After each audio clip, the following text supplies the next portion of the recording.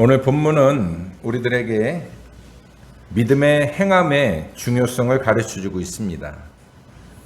믿음은 말로만 하는 것이 아니라 행함으로 나타내 보여야 된다라는 이야기예요. 그래서 오늘 본문 22절에서는 행함으로 믿음이 온전하게 되었느니라라고 가르치고 있고, 또 심지어 26절에서는 영혼 없는 몸이 죽은 것 같이 행함이 없는 믿음은 죽은 것이니라라고까지 이야기를 합니다.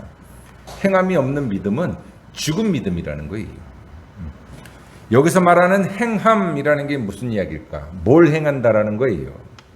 여기서 말하는 행함은 우리의 삶에서 그리스도인으로서의 모습을 드러내는 것을 의미합니다. 그러면 그리스도인의 모습은 어떤 모습입니까? 그것은 예수님께서 보여주셨던 사랑과 자비와 섬김의 모습을 우리 그리스도인들도 그대로 보여주어야 된다라는 이야기예요. 여러분, 초대교회 당시 예수님의 제자들이나 초대교회 성도들은 예수님을 닮기 위해서 노력했어요. 예수님께서 하셨던 말씀들을 기억하면서 그렇게 살라고 정말 열심히 노력을 했습니다. 그래서 우리가 사도행전에도 보면 사도행전 초대교회 안에서 서로 물건을 나누고 통용하고 어려운 사람들을 돕는 일을 많이 했고요. 특별히 과부와 고아와 이렇게 가난한 자들에게 성도들끼리 서로 나누면서 사랑을 베풀었습니다. 그래서 초대교인들은 어떻게 하든지 예수님처럼 살기 위해서 노력을 했어요. 그게 그들의 어떤 신앙의 목표였고 그들의 열정이었습니다. 그런데 이게 시간이 점점 지나가면서 예수님처럼 사는 게 너무나 힘들고 어려우니까 예수님을 닮아가야 되고 예수님처럼 살아야 된다라고 이렇게 이야기했던 것들이 시간이 지나면서는 이제 예수님을 믿으면 구원을 받는다라고 조금씩 이렇게 바뀌어가기 시작합니다. 전에도 제가 한번 이야기했지만 여러분, 예수님을 믿는 게 쉬워요? 예수님처럼 사는 게 쉬워요? 뭐가 쉬울까요? 예수님처럼 사는 게 쉬워요? 예수님을 믿는 게 쉬워요? 예수님을 믿는 게 쉽습니다. 왜냐하면 사실은 엄밀하게 말하면 믿는 것도 쉬운 건 아니에요. 믿으면 믿음대로 살아야 되니까 쉬운 건 아닌데, 근데 예수님처럼 사는 게 너무 힘들고 어려운 일이니까 나중에는 점점 그냥 예수님을 믿으면 된다라고 생각을 한 겁니다. 그래서 이 야고보서가 기록될 쯤에 와서는 이 사람들의 신앙이 조금씩 바뀌었어요. 예수님처럼 살려고 했던 사람들이 이제 예수님을 믿으면 구원받는다 그러니까 나 예수님 믿어, 나 예수님 잘 믿어 라고 이야기하면서 실제 삶은 예수님처럼 살지 못하는 그러한 모습들이 교회 안에서 많이 나타나게 된 거예요.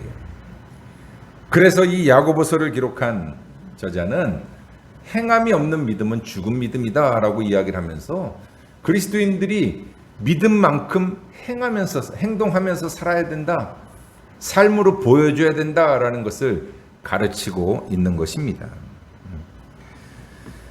여러분, 예수님을 믿는다고 말로만 외치는 것은 무의미한 거고요.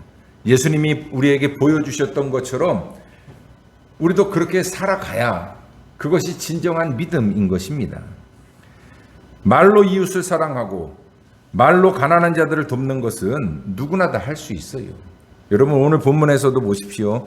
15절 이하에 보면 형제나 자매가 헐벗고 일용할 양식이 없는데 너희 중에 누구든지 그에게 이르되 평안히 가라, 덥게 하라, 배부르게 하라 하며 그 몸에 쓸 것을 주지 아니하면 무슨 유익이 있으리요? 그렇잖아요. 여러분, 배고픈 사람한테 먹을 것을 주면서 이거 먹고 힘내라고 이야기하는 것하고 그냥 집에 가서 밥 먹어, 아니면 어디 가서 좀 뭐 좀 먹고 좀 살아, 편안하게 좀 잘 지내, 말로 그렇게 하는 게 무슨 의미가 있느냐는 거예요. 정말 필요한 것은 먹을 것인데 먹을 것을 주지 않으면서 말로 하는 건 의미가 없다라는 겁니다. 진정한 그리스도인이라면 말보다 행동을 보여주라라는 이야기예요. 우리는 하나님께 가난한 자들, 억압받는 자들, 또 도움이 필요한 자들을 위해 기도합니다. 하나님, 이 불쌍한 사람들을 도와주십시오. 기도해요. 그런데 하나님은 우리의 기도도 뭐 필요하지만 내가 직접 그 힘들고 어려운 사람들을 도와주기를 원하셔요. 우리가 기도한 것으로 내가 할 일을 다 했다가 아니라 내가 직접 힘들고 어려운 사람들을 도와주라는 겁니다. 또 우리는 교회 안에서 뭐 이런저런 불편하고 좀 부족한 것들을 이야기를 합니다. 그런데 하나님은 우리가 그렇게 불편한 것들을 가지고 불평하기보다 그 교회 안에서 부족한 것들 또 불편한 것이 있으면 내가 나서서 그것을 고치고 바꾸라, 부족한 것을 채우라고 말씀하십니다. 그런데 뭐 이게 한국 교회만의 문제는 아니지만 한국 교회 문제 중에 하나가 뭐냐면 신앙과 생활이 분리되어 있다라는 거, 나눠져 있다라는 겁니다. 여러분, 신앙하고 생활은 같아야 돼요. 그런데 신앙과 생활이 나눠져 있다라는 거예요. 믿음은 믿음이고 내 삶은 삶으로 서로 다르다고 생각한다라는 것이 문제입니다.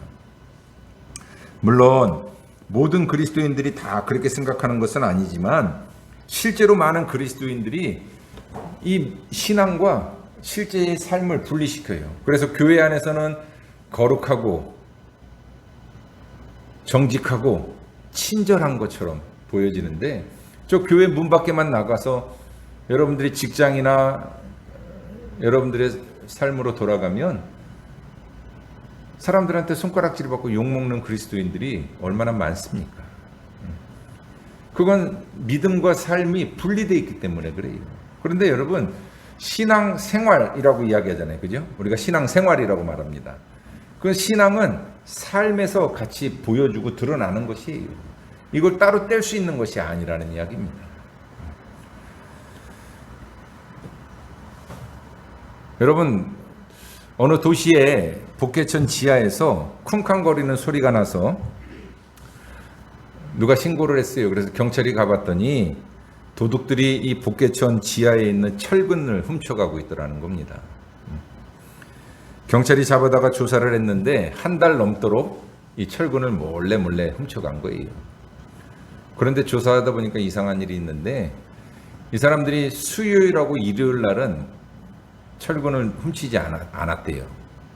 다른 요일만 철근을 훔쳐간 겁니다. 그래서 경찰이 물어봅니다.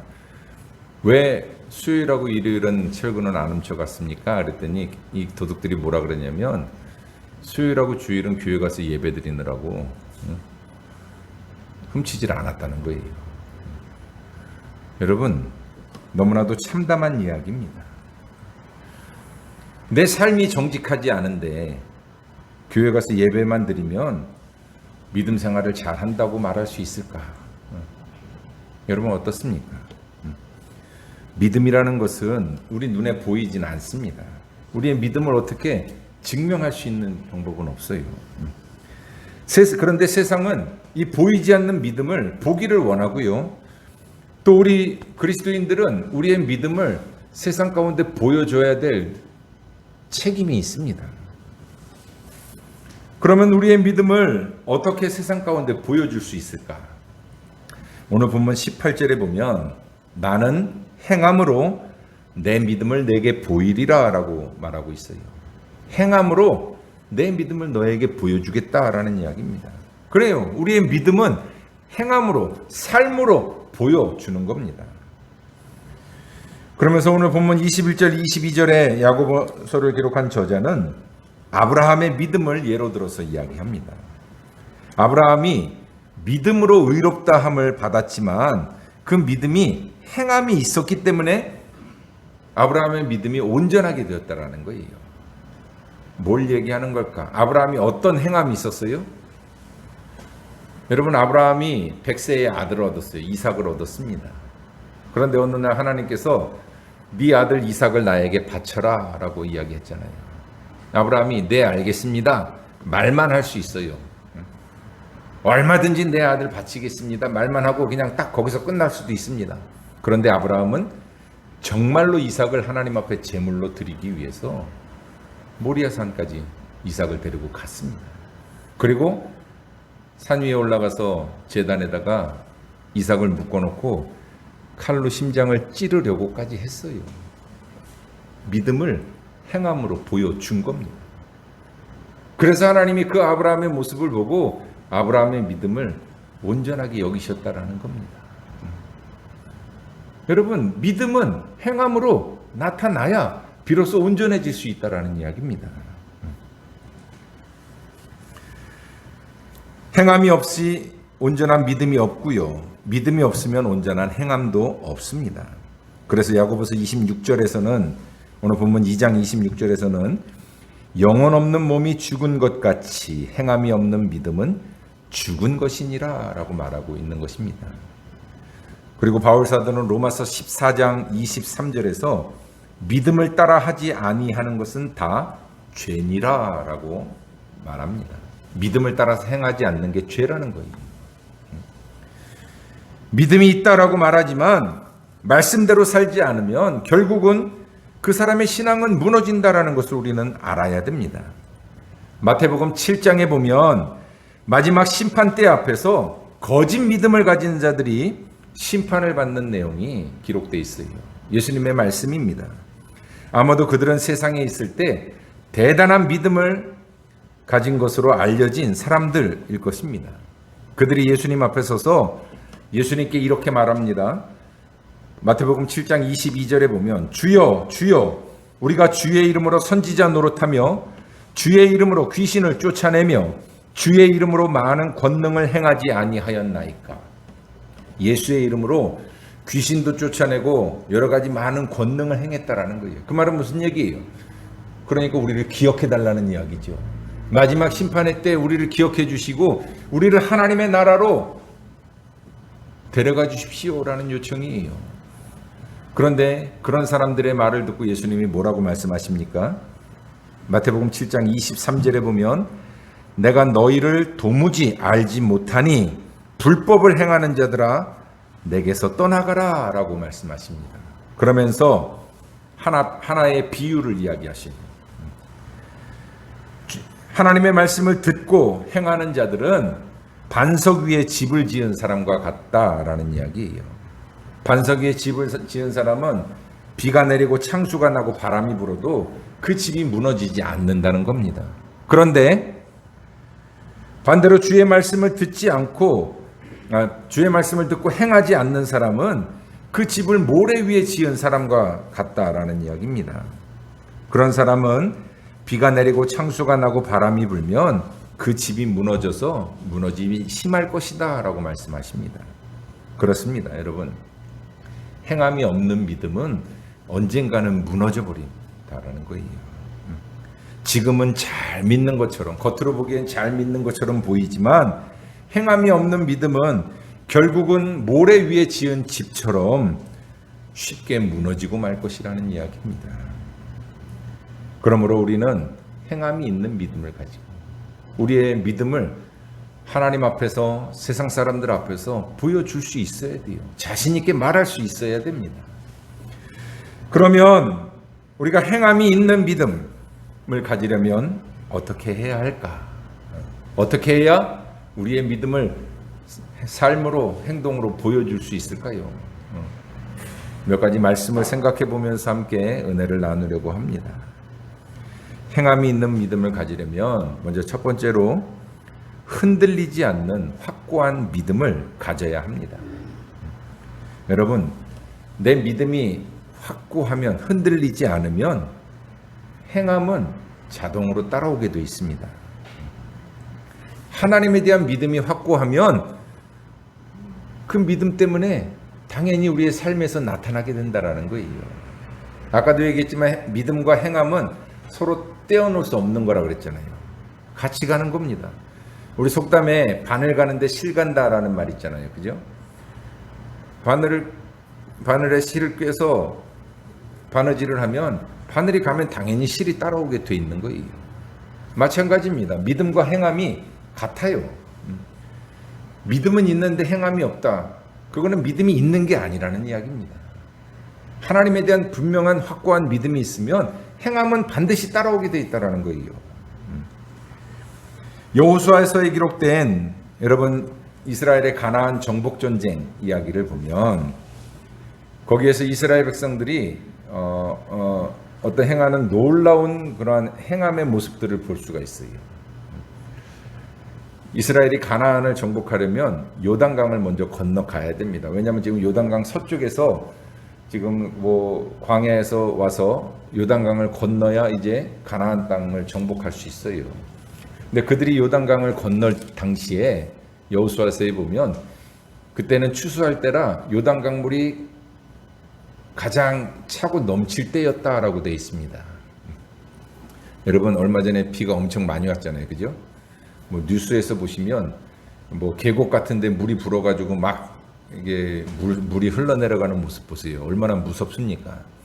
한강 고수부지들이 다 잠겼어요. 그러니까 그만큼 물이 많이 흐르고 빨리 흐르다 보니까 뭐 흙 같은 게 같이 떠내려서 물도 맑은 색깔이 아니라 흙탕물, 붉은색의 물들이 흘러가잖아요. 여러분 그렇게 물이 흘러가는데 거기에 발을 담그는 거 쉬운 일 아니죠. 이스라엘이 요단을 건널 때가 딱 그랬습니다. 그런데 그 요단을 건널 때 어떻게 했어요? 언약궤를 맨 제사장들이 요단강에 발을 디뎠을 때 요단강 물이 멈췄습니다. 마치 이스라엘이 홍해를 건너갈 때 모세가 지팡이를 들어서 홍해 바다를 가리키니까 홍해 바다가 갈라졌던 것처럼 제사장들이 언약궤를 메고 요단강에 발을 내디뎠을 때 요단 강물이 멈춰 섰습니다. 그래서 이스라엘 백성들이 요단을 건널 수 있었어요. 여러분, 이 요단강 차고 넘쳐 흐르는 요단강에 발을 내딛는 그 행동이 절대로 쉬운 일이 아니잖아요. 그런데 그들은 하나님에 대한 확고한 믿음이 있었기 때문에 그 요단강에 발을 내디딜 수가 있었고요.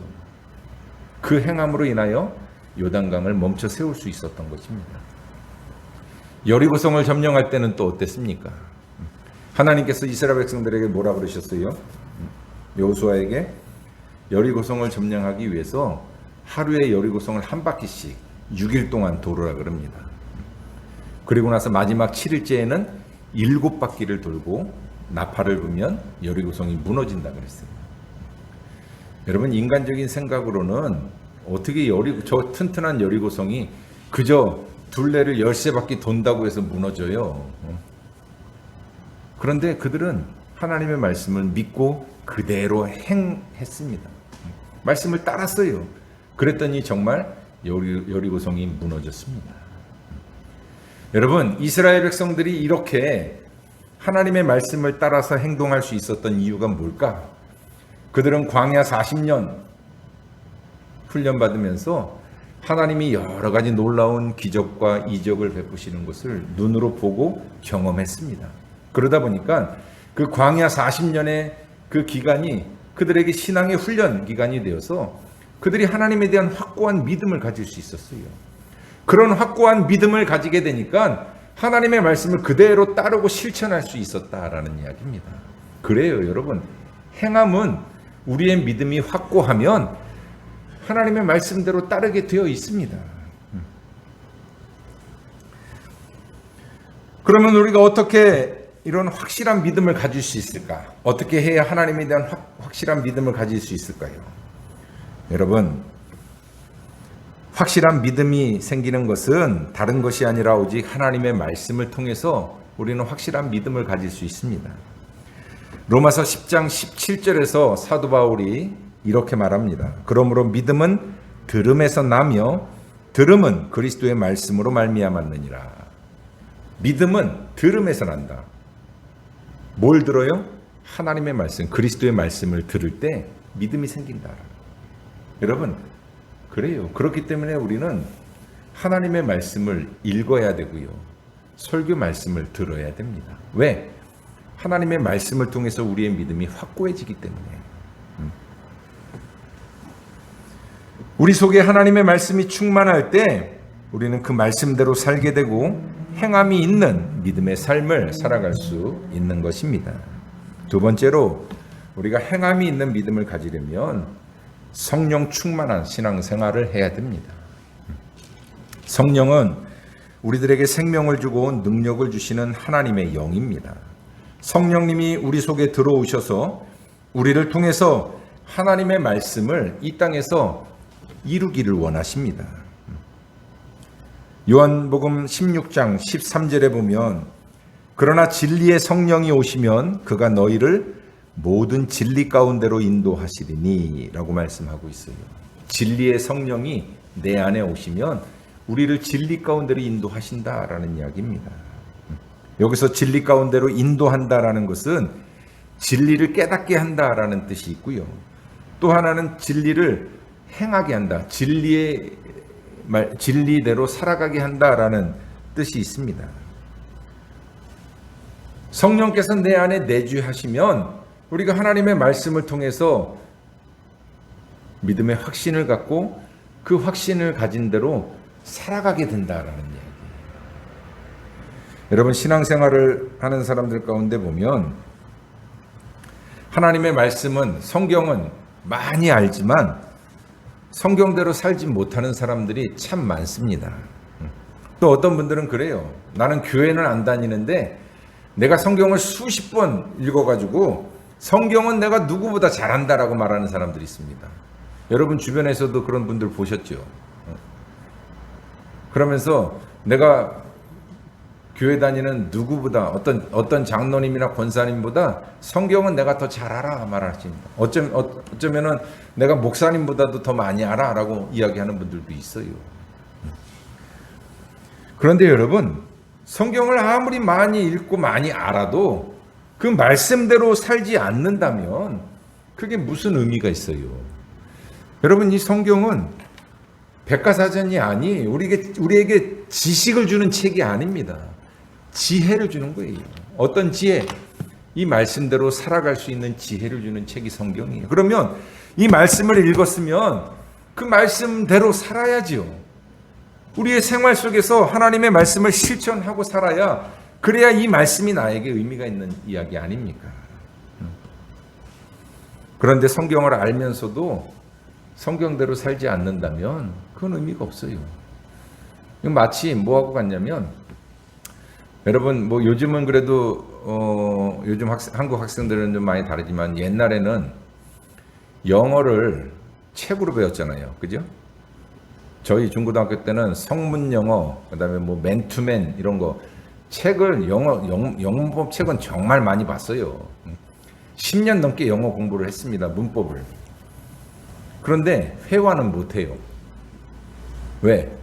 말을 안 해봤으니까. 문법책으로 영어 공부를 정말 많이 했는데 말이 안 되는 거예요. 똑같은 이야기예요. 성경을 많이 알면 뭐예요? 성경대로 살지 못하는데.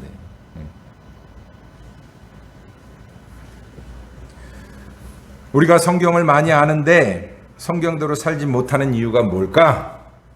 그것은 성경대로 살 수 있는 능력이 없기 때문에 그래요. 근데 이 능력을 누가 주셔야 되냐면 성령께서 우리에게 주시는 겁니다. 성령이 내 안에 내주하시면 우리 성경 말씀대로 살 수 있어요. 그런데 인간적인 생각과 지식과 내 노력 가지고 하나님의 말씀대로 사는 거, 이거 어렵습니다. 그래서 하지 못하는 거예요.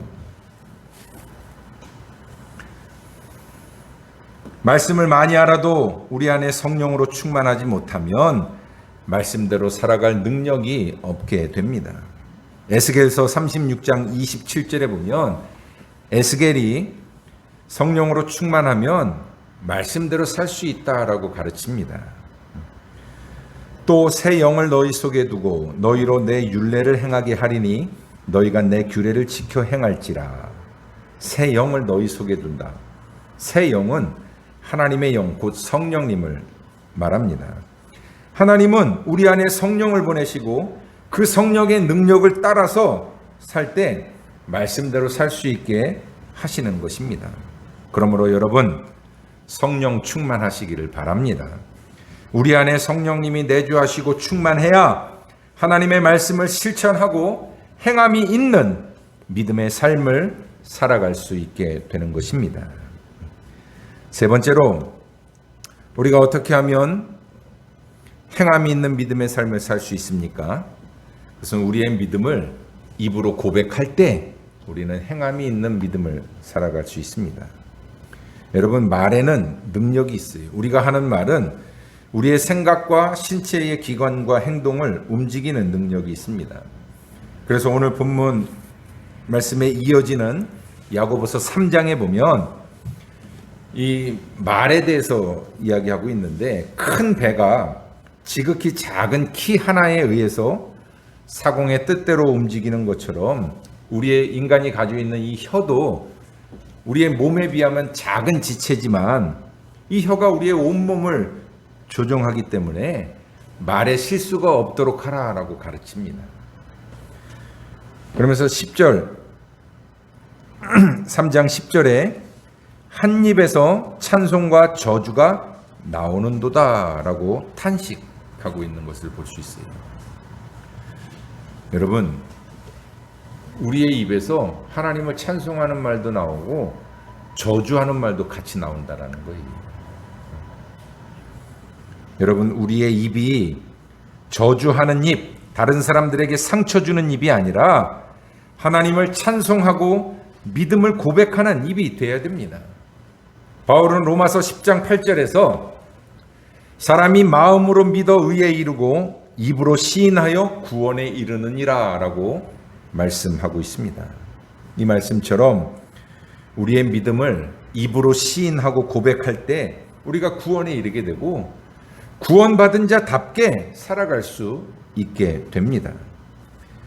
구약성경 신명기 30장 14절에서는 이런 말씀을 합니다. 오직 그 말씀이 내게 매우 가까워서 내 입에 있으며 내 마음에 있은즉 내가 이를 행할 수 있느니라. 하나님의 말씀이 내 입에 내 입에 있고 내 마음에 있으면 그것을 행할 수 있다라는 이야기. 이 말은 무슨 얘기냐면 하나님의 말씀을 우리가 늘 입으로 고백하는 삶을 살라는 거예요. 왜냐하면 내 입으로 자꾸 고백하다 보면 그렇게 살게 돼 있다라는 겁니다. 여러분, 사랑해, 사랑해, 사랑해, 사랑한다는 말을 자꾸 하다 보면 정말 내가 그 사람을 사랑하게 돼요. 근데 누군가를 자꾸 미워하고 저주하는 말을 하다 보면 그 사람이 자꾸 싫어집니다. 그건 당연한 거예요. 그렇기 때문에 우리의 입을 통해서 어떤 신앙의 고백을 하느냐에 따라서 우리의 삶이 달라진다는 겁니다. 다윗의 인생은 신앙 고백으로 승리한 인생이라고 말할 수 있습니다. 여러분, 다윗이 어떤 사람이에요? 이스라엘의 가장 위대한 왕이었고 하나님으로부터 인정받은 사람 아닙니까? 하나님 마음에 맞는 자라는 칭찬을 받은 사람이에요. 그런데 다윗이 어떻게 그렇게 살 수 있었어요? 여러분, 우리가 구약성경 시편에 보면 다윗의 시가 여러 편 실려 있어요. 거기에 보면 다윗이 항상 어떤 고백을 합니까? 여호와는 나의 목자시니 내게 부족함이 없으리로다. 하나님은 나의 힘이며 방패이십니다. 하나님은 나의 능력이시고 나의 반석입니다. 라고 그런 고백을 다윗은 잘 반복하면서 이야기를 합니다. 그러다 보니까 자연스럽게 다윗의 삶은 하나님 마음에 맞는 삶을 살게 된 거예요. 다윗의 이런 고백들은 그가 위기에 처했을 때 그 위기를 이겨낼 수 있는 능력을 주었고요. 그를 더 확실한 하나님의 사람으로 세워나갔던 것입니다. 그러므로 여러분, 우리 그리스도인들은 어떠한 상황과 환경 속에서도 하나님을 믿는 이 믿음을 입으로 고백하고 또 선포해야 합니다. 그렇게 할 때 흔들리지 않는 믿음으로 우리가 하나님의 백성답게 살아갈 수 있게 되는 것입니다. 우리가 이렇게 우리의 믿음을 입으로 고백하면 우리의 삶도 믿음의 사람답게 살게 돼 있어요.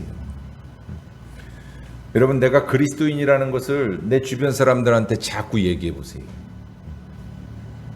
사람들이 나를 그리스도인으로 보잖아요. 그러면 내 행동이 어떨까요? 저 사람들이 나를 그리스도인으로 보니까 나는 그리스도인답게 살아야 돼요. 사람들이 나를 교회의 장로라는 것을 알면 내가 어떤 행동이나 말을 할 때 이게 마음 가운데 거리낌이 되기 때문에 장로처럼 내 행동이나 말이 장로처럼 보일까? 권사처럼 보일까? 의식하게 돼 있어요. 그러면 그렇게 살아가게 돼 있습니다. 그래서 입술의 고백이 필요한 겁니다. 그리고 오늘 말씀의 제목에서처럼 나는 행함으로 내 믿음을 내게 보이리라. 우리가 자꾸 이야기하다 보면 나도 모르게 내가 행동하는 그리스도인이 되어 있습니다. 내 믿음을 행함으로 보여준다라고 이야기를 하니까 그걸 보여줘야죠. 사람이 말한 것에 대한 책임이 있잖아요. 그죠? 물론 거짓말을 입에 달고 사는 사람들도 있지만 대부분의 사람들은 자기가 말한 것에 대한 책임을 지려고 해요. 그렇기 때문에 우리가 그리스도인이라는 것을 자꾸 고백하고 내가 하나님의 백성이라는 것을 고백하면 우리의 행동도 그렇게 바뀌어진다라는 거예요. 그렇기 때문에 행함이 있는 믿음의 삶을 살려면 우리의 믿음을 입으로 고백하면서 살아야 됩니다. 마지막 네 번째로 우리가 행함이 있는 믿음의 삶을 살려면 하나님의 말씀대로 사는 것을 훈련하시기 바랍니다. 여러분, 신앙도 훈련이 필요해요. 믿음은 하나님께서 은혜로 주시는 거예요. 그러나 믿음이 성장하려면 훈련이 필요하다라는 거예요. 그래서 사도 바울도 끊임없이 자기를 복종시키며 경건 생활에 힘썼고요. 디모데전서 4장 7절에 바울이 디모데에게 뭐라고 말하냐면 경건에 이르도록 내 자신을 연단하라라고 가르쳤습니다. 경건에 이르도록 내 자신을 연단하라. 여러분, 이 구절을 세번역 성경에서는 뭐라고 번역하냐면 경건에 이르도록 자기를 훈련하십시오. 연단하라, 훈련하라. 여러분, 모든 것이 그렇듯이 신앙생활도 자기 자신과의 싸움입니다. 나를 부인해야 내가 예수님을 선택할 수 있어요. 그래야 내게 주신 십자가를 질 수 있습니다. 내가 원하는 것을 죽이고 하나님께서 원하시는 것을 선택하는 것이 믿음입니다. 그래서 신앙생활도 훈련이 필요해요. 예배를 철저하게 드리는 훈련, 하나님 앞에 엎드려 기도하는 훈련, 복음을 전하는 훈련 등 나 자신을 훈련시켜서 하나님의 말씀대로 살아가시기 바랍니다. 그리고 하나님의 말씀을 실천하고 예수님을 닮아가는 것도 훈련이 필요합니다. 그래서 말보다 행동이 앞서고 언제 어디서나 그리스도인이라는 그 이름에 부끄럽지 않은 삶을 사는 저와 여러분들이 되시기 바랍니다. 사랑하는 성도 여러분, 오늘 본문 22절에서 내가 보거니와 믿음이 그의 행함과 함께 일하고 행함으로 믿음이 온전하게 되었느니라 라고 말씀하고 있습니다. 행함으로 믿음이 온전하게 된다라는 이야기는 예수님께서 우리에게 주신 명령인 하나님 사랑과 이웃 사랑을 실천할 때 우리의 믿음이 온전해진다라는 이야기예요. 그러므로 우리가 하나님을 사랑한다, 이웃을 사랑한다 말로만 하지 마시고 행동으로, 삶으로 실천하는 성도들이 되시기를 바랍니다. 우리 주변에 도움이 필요한 사람들에게는 직접적인 도움의 손길을 베풀고 위로가 필요한 사람들에게는 위로하는 자가 되며 예수님을 알지 못하고 죽어가는 영혼들에게 찾아가서 복음을 증거하는, 행동하는 그리스도인들이 됩시다. 그래서 행함이 없는 그리스도인이 아니라 행함으로 여러분들의 믿음을 세상 사람들에게 당당하게 보여주고 예수님께 인정받는 우리 화목한 교회 성도들이 되시기를 주님의 이름으로 축복합니다. 기도하겠습니다.